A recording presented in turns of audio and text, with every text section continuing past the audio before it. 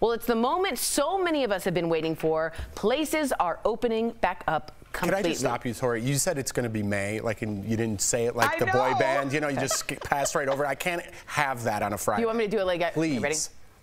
It's gonna be May. Now we can continue. That was really good.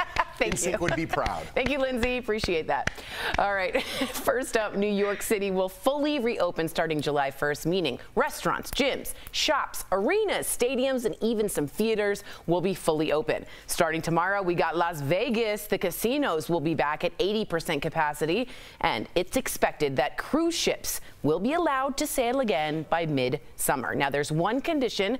They'll require 95% of customers and 98% of the crew to be vaccinated. This brings up a super interesting conversation. Can companies require employees to get vaccinated? Now, according to one survey, more than 60% of companies in the U.S.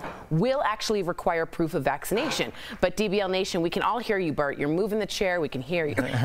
We want to know what you think. Is it okay for companies to require vaccinations? Go to dblvote.com to weigh in. Gentlemen, thoughts? Can we? Are we allowed to require? What do you think, Jeffrey? I think if you own your own business, you could do whatever you want to do, right? And you could make that one of your requirements. I'm not saying push that on everybody. I don't think that is the answer. How about incentivize?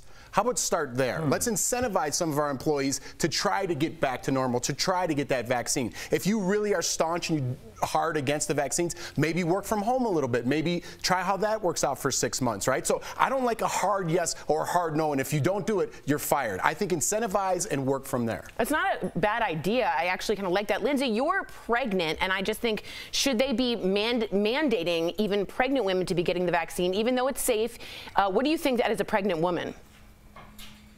Well, I know that a lot of these companies that are saying that they might require it are also leaving room for different exceptions, like people for religious reasons or health reasons that don't want to get the vaccine. So I don't know if the pregnant people fall in that category or what, but I think that it's just really abrupt when you had a year and a half of a lot of companies, if they were able to, letting their employees work from home, and then it's like setting these hard dates where it's like everyone's vaccinated by this date instead of kind of when they're comfortable. But I also think that in 5 years, this is not going to be a conversation. Like, everyone's going to have to be vaccinated, maybe less time in order to work places. It's going to be like kids going to school that need vaccinations. I'm all for it. I think we should have strict requirements. You know me, I'm for a vaccine passport at my house. I'm going to be a bouncer. I think it's a direct threat to people working there, and I think it should happen. Let's take a look at our vote. 61% of you said yes, it's okay, and about 40% of you said no. Interesting.